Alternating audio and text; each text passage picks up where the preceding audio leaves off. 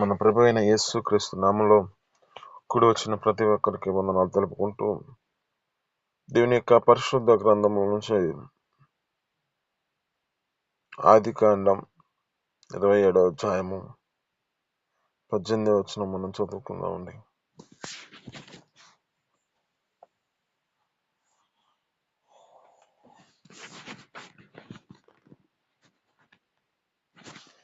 ఆదికాండం 18వ అధ్యాయము 27వ వచనం 27వ అధ్యాయము 18వ వచనం చదువుకున్నాను.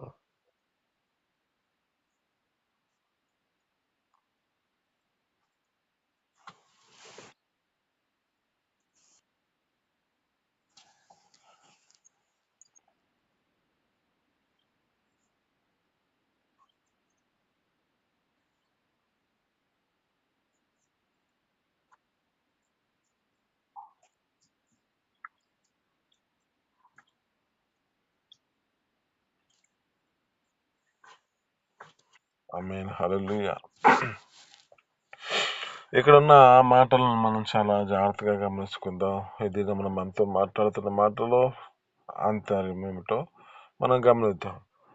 ఇక్కడ ఇద్దరు వ్యక్తులు మనకు కనబడుతున్నారు. కుమారుడైన యాకోబు, తండ్రి అయిన ఇస్సాకు. ఇక్కడ ఇస్సాకుతో తండ్రి వద్దకు వస్తున్న వ్యక్తి యొక్క యాకోబు. యాకోబు ఏం చేస్తున్నాడంటే అక్కడ ఉన్న స్థితిని బట్టి నటిస్తూ ఉన్న పరిస్థితి కనబడుతుంది. మనిషి జీవితంలో ఏదైనా ఉండొచ్చు, కానీ అంటే దేవుని యొక్క సన్నిధిలో వారి జీవితాలు దేవుని ఎదుట తమ జీవితాలను అంటాడు. ఏమంటాడంటే వేశ్యదారుల వల్లే ఉండొద్దు అంటాడు. అంటే వేశ్యకైనా క్షమాపణ ఉన్నది,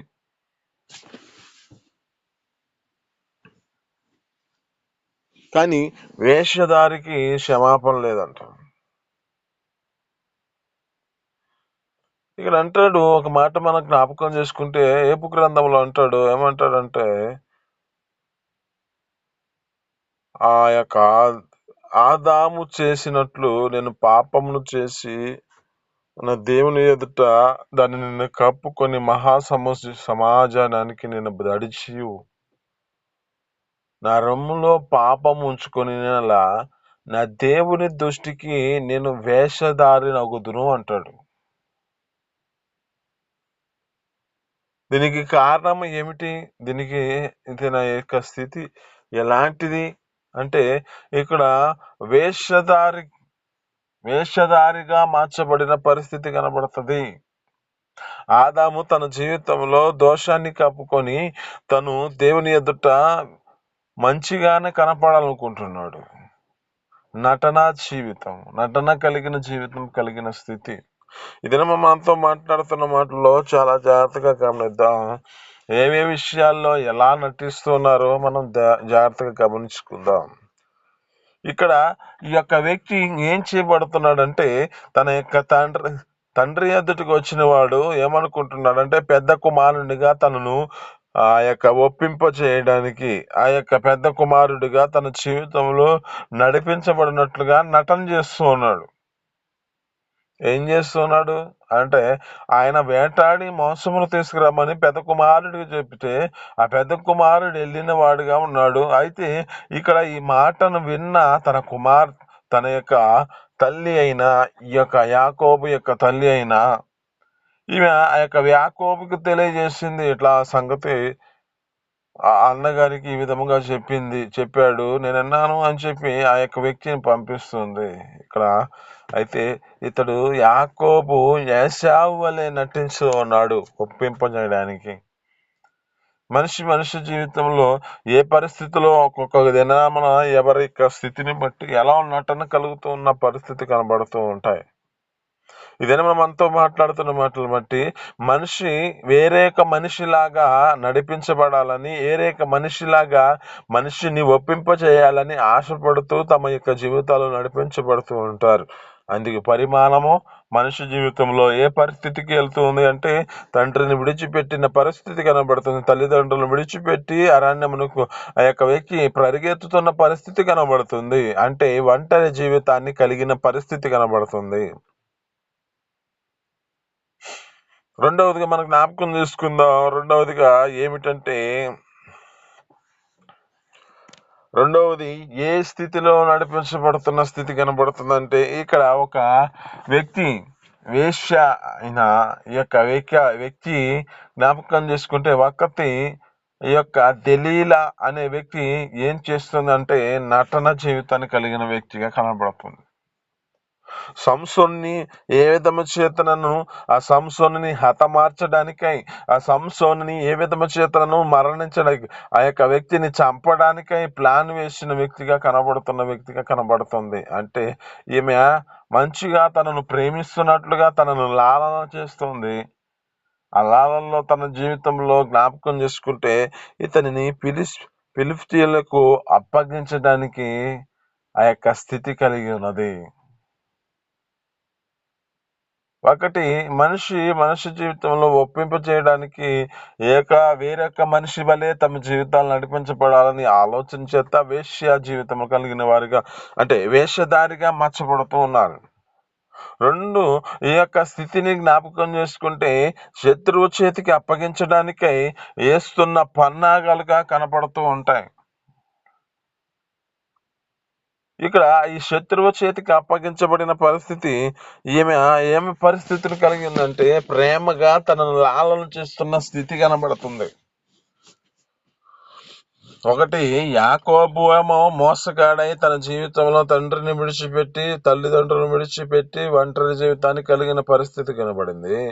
ఇక్కడ దెలీలా యొక్క జీవితంలో జ్ఞాపకం చేసుకుంటే ఈ యొక్క సంసోను గారిని అప్పగించడానికై ఆమె నటన జీవితాన్ని కలిగి ఆ యొక్క వ్యక్తిని అప్పగిస్తూ ఉంది. అనేకమైన సార్లు ఆ యొక్క వ్యక్తి ఆ యొక్క బలమును చెప్పలేదు.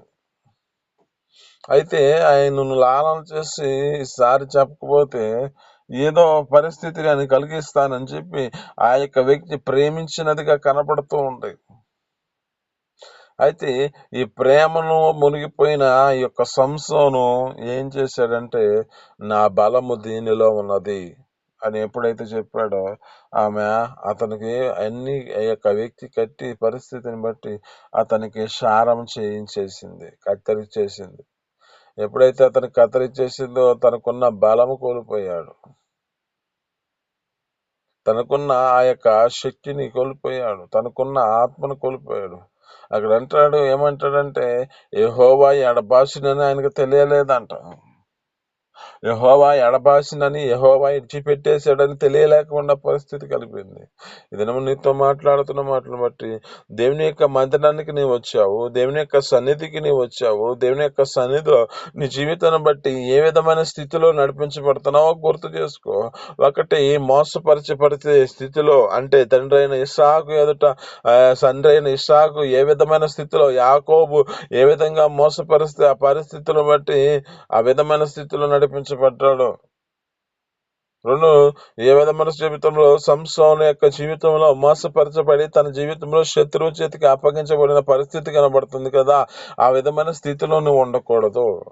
అంటే ఇక్కడ దలీలా యొక్క జీవితంలో నటన జీవితాన్ని కలిగి ఉండి శత్రువు చేతికి అప్పగించాలని ఆలోచన చేత నడిపించబడిన పరిస్థితి కనబడుతుంది. అయితే నీ జీవితంలో కూడా అనేకమైన పరిస్థితులను బట్టి నటన జీవితాన్ని కలిగి ఉన్న పరిస్థితి ఏమైనా ఉన్నదేమో. శత్రువు చేతికి అప్పగించాలనే ఆలోచన చేత ఫిలిష్తీయుల చేతికి అప్పగించడానికి సంసోనుని ఏ విధంగా లాలన చేసి ఆ వ్యక్తిని అప్పగించిందో ఆ విధమైన స్థితిలో మన జీవితాలు ఉన్నాయో గుర్తు చేసుకోండి. ఇంకా మూడవది, సౌలు గారు అనేకమైన పర్యాయాలు నటన చేస్తున్నాడు. ఏ విధమైన నటన? దావీదు గారితో ప్రేమగా కలిగి ఉండి దావీదు గారిని ప్రేమగా చూసినట్లుగా ఆ వ్యక్తి నడిపించబడుతున్న వాడిగా కనబడుతూ ఉంటాడు. ఏమని? అతని ఎప్పుడొచ్చినా అతన్ని చంపడానికి ప్లాన్ వేస్తున్న వ్యక్తిగా కనబడతాడు. ఎందుకని ఈ వ్యక్తి ఈ విధమైన స్థితిలోనికి వెళ్ళాడు అంటే ఇతనిలో దురాత్మ ఒకటి ప్రేరేపించి ఆ యొక్క వ్యక్తిలో దూరిన దాన్ని బట్టి పరిస్థితి అంతయు అతడు ఎప్పుడు చూసినా ఆ వ్యక్తి మీద కోపము, క్రోధము, కక్ష, అతనితో ఏ విధమైన చేతనైనా ఒక వ్యక్తిని చంపాలనే ఆలోచన చేత నడిపించబడిన వ్యక్తి సౌలు.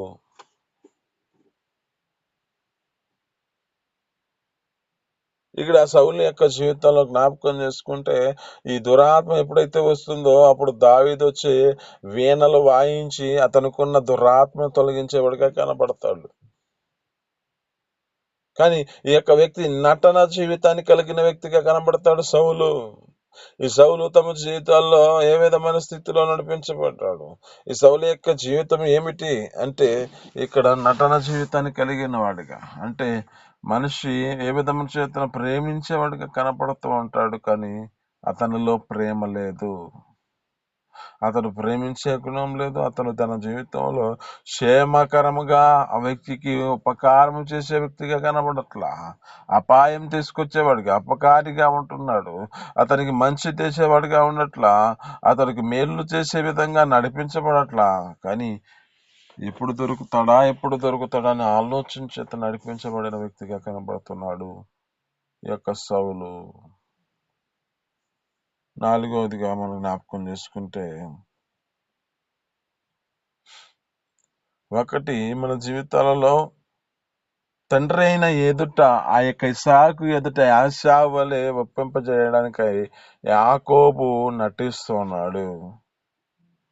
ఫిలిష్తీయుల చేతికి అప్పగించడానికై దెలీలా నటిస్తుంది. సౌలు గారు దావీదును చంపడానికై నటిస్తూ ఉన్నాడు. దావీదు యొక్క నటన.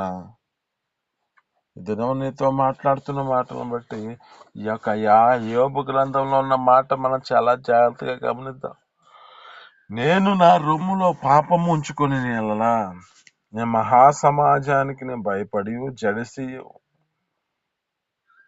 నా దోషము నా యొక్క హృదయంలో ఉంచుకుని నా పరమునున్న దేవుని దృష్టికి నేను వేషధారునగుదును అంటున్నాడు.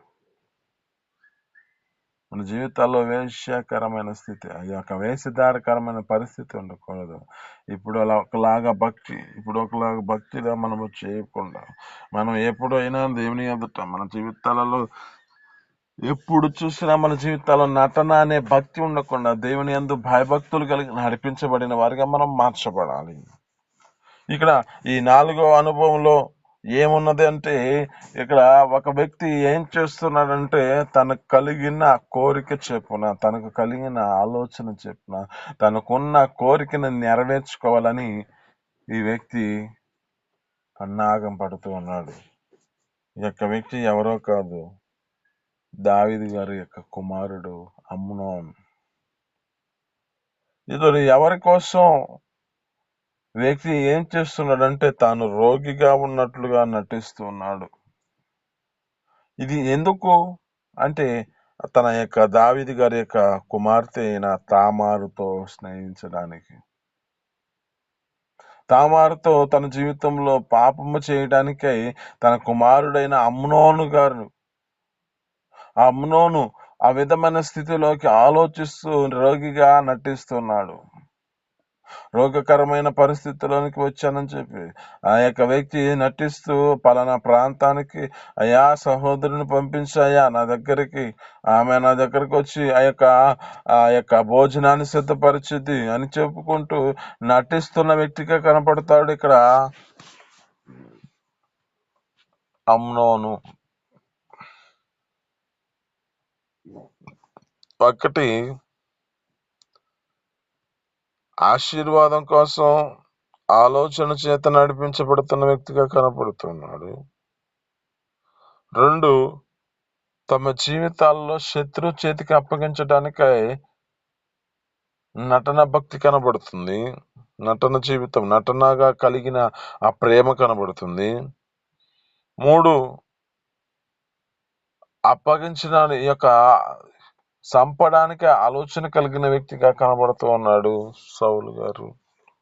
ఈ 4వ అనుభవంలో జ్ఞాపకం చేసుకుంటే, అనుభవించడానికై ఆలోచన చేత తన కోరికలు నెరవేర్చుకునడానికై నటన భక్తి, నటన కలిగిన వాడిగా, ఈ నటన జీవితాన్ని కలిగి రోగిగా నటిస్తున్నాడు ఈ యొక్క అమ్నోను.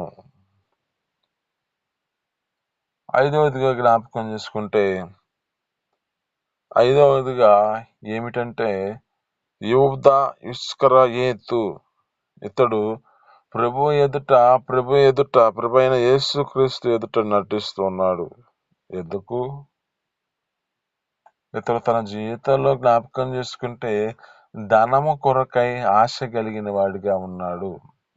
ఆ ధనము కోసం తన జీవితంలో ఉన్న భక్తిని విడిచిపెట్టేసుకొని, ఉన్న యథార్థతను విడిచిపెట్టుకొని, నటన జీవితాన్ని కలిగి తను ఏం చేస్తున్నాడంటే ప్రభు అయిన యేసుక్రీస్తుని అప్పగించడానికే తను నాణ్యాలను, తనకు కావలసిన వాటిని ఆ వ్యక్తి సంపాదించుకున్నవాడిగా కనపడుతున్నాడు.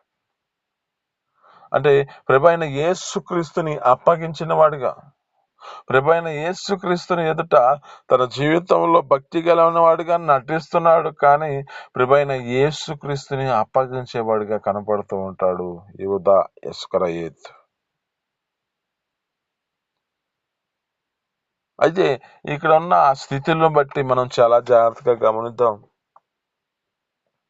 మన భక్తి ఎలాంటిది, మన భక్తి జీవితం ఎలా నడిపించబడుతున్నాం, మనం దేవుని దృష్టికి ఎలా మనం మన యొక్క జీవితాలను నడిపించుకుంటున్నాం, నటన భక్తి కలిగిన వారిగా మనం నడిపించబడుతున్నామేమో. ఈ దినము నీతో మాట్లాడుతున్న మాటలను బట్టి నీ జీవితంలో ఏషా వల్లే నీ జీవితాన్ని ఒప్పించుకోవడానికి, ఏషా వల్లే నీ జీవితంలో ఆశీర్వాదం పొందుకోవాలనే ఆలోచన చేత నీకున్న యథార్థతను విడిచిపెట్టి ఏ విధము చేతనో మోసపరిచి ఈ యొక్క ఆశీర్వాదాలు పొందుకోవాలని ఆలోచన కలిగి ఉన్నావేమో. దలీలా వాళ్ళని జీవితంలో ప్రేమించిన మనసు కలిగి ఆ యొక్క ఫిలిష్తీయుల చేతులకి అప్పగించే పరిస్థితిని తీసుకొచ్చే పరిస్థితి నీ జీవితంలో ఉన్నదేమో. సౌలు వలె నీ జీవితంలో దావీదు గారిని చంపాలని ఆలోచన చేత నడిపించబడిన పరిస్థితి ఉన్నాయేమో. అమ్నోను వలె నీ జీవితంలో ఏ విధమైన స్థితిని బట్టి, నీ యొక్క స్థితిని బట్టి, నీలో ఉన్న ప్రతి ఒక్క లోక సంబంధమైన ఆలోచన చేత నడిపించబడిన పరిస్థితి ఏమైనా ఉన్నదేమో. లోకపరమైన ఆశలు, ఏదో ఒక అధికారం పొందుకోవడానికి నటిస్తున్న ఆ జీవితాన్ని కలిగి ఉన్న పరిస్థితి ఏమైనా ఉన్నదేమో. చాలా జాగ్రత్తగా గమనించుకుందాం. ఇంకా ఇంకా ఈ యొక్క వ్యక్తి ఇస్రాయేలు యొక్క జీవితంలో ధనం కోసకం ఆశించిన వాడై తన జీవితంలో ప్రభైన యేసుక్రీస్తుని అప్పగించిన పరిస్థితి ఉన్నది. కనుక లోక సమయమైన జీవితంలో ధనం కొరకైన జీవితంలో యేసుక్రీస్తుని అప్పగించేవారుగా, అంటే ఆయనను మన జీవితాలలో నడిపించబడుతున్న స్థితిని బట్టి మనం ఆయనను బ్రతికించేవారుగా ఉండాలి. కానీ ఆయనను మనం అప్పగించి మరణించేవారుగా, ఆ యొక్క అప్పగించిన పరిస్థితుల్లో మన జీవితాలు నడిపించకూడదు. కనుక మన జీవితాలలో ఏ విధమైన స్థితిలో నడిపించబడుతున్నాం? ఎందుకంటే మనకిచ్చిన ఈ రక్షణ మన జీవితాల్లో నిర్లక్ష్యపరచుకోకూడదు. ఈ రక్షణలో మన జీవితాలు యథార్థతను కలిగి జీవించగలనుగా మన జీవితాలు నడిపించబడాలి. ఎందుకంటే ఆయన గుడారంలో ఉండాలంటే మన జీవితాల్లో హృదయపూర్వకముగా యథార్థ ప్రవర్తన కలిగి హృదయపూర్వకముగా నిజము పలికేవారిగా ఉండి మన జీవితాలు నడిపించుకుంటే మేలుకరమైన స్థితిలో మనం నిలబెట్టుకుంటాడు. అంటాడు అక్కడ అంటున్నమాట, కీర్తనలు 17వ అధ్యాయం 1వ వచనంలో అంటాడు, యెహోవా నీ గుడారంలో అతిథిగా ఉండదగిన వాడెవడు, నీ పరిశుద్ధ పర్వతం మీద నివసింపదగిన వాడెవడు. యథార్థ ప్రవర్తన కలిగి హృదయపూర్వకముగా నిజము పలుకువాడే కదా. ఆమేన్, హల్లెలూయా.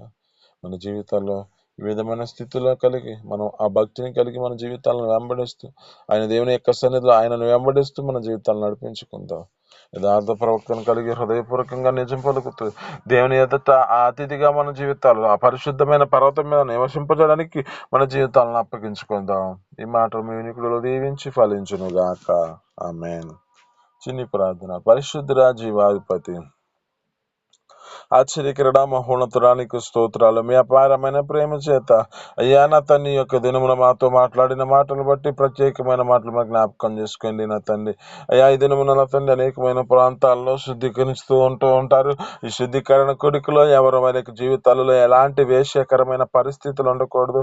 వేషధారాల వలె జీవితాలు నడిపించబడకుండా మీ కృపతోడుగా ఉంచి నటన భక్తి కలిగి ఉండక, నటించేవారుగా ఉండక అయ్యా తమ జీవితాల్లో యథార్థ ప్రవృత్తిని కలిగి హృదయపూర్వకముగా నిజము పలుకుతూ హృదయపూర్వకంగా తమ జీవితాలను అప్పగించుకునే కృపను మీరు దయచేసి మీ సన్నిధులు నిలబెట్టుకోండి. దేవా నా తండ్రి, యాకోబు వలె మా జీవితం మోసపరిచే పరిస్థితి ఉండకూడదు. దెలీలా వలె మా జీవితంలో మోసపరిచే పరిస్థితి ఉండకూడదు. అమ్నోను వలె మోసపరిచే పరిస్థితి ఉండకూడదు. సౌలు వలె మా జీవితం ఉండకుండా మీ కృపతోడిగించి బలపరచండి. దేవానికి వందనాలు, స్తోత్రాలు. ఇస్రాయేలు వలె మా జీవితాలు ధనం కోసం మేము ఆశించకుండా, మా జీవితాలు నటన భక్తిగా ఉండక, మా జీవితాలను యథార్థ ప్రవక్తను కలిగి హృదయపూర్వకంగా నడిపించబడుతూ ఈ గుడారంలో నీ యొక్క అతిశయని తండ్రి, నీ గుడారంలో అతిథిగా ఉండినట్లుగా కృప చూపించండి. నీ పరిశుద్ధ పర్వతం మీద నివసింపదగినట్లుగా కృప చూపించి మీ సన్నిధిలో సహాయం చేయమని, నీకే మహిమ ఘనత ప్రభావాలు తెచ్చుకోమని యేసు పరిశుద్ధ నామమున అడిగి పొందుకొని జీవిస్తున్నాం తండ్రి. ఆమేన్.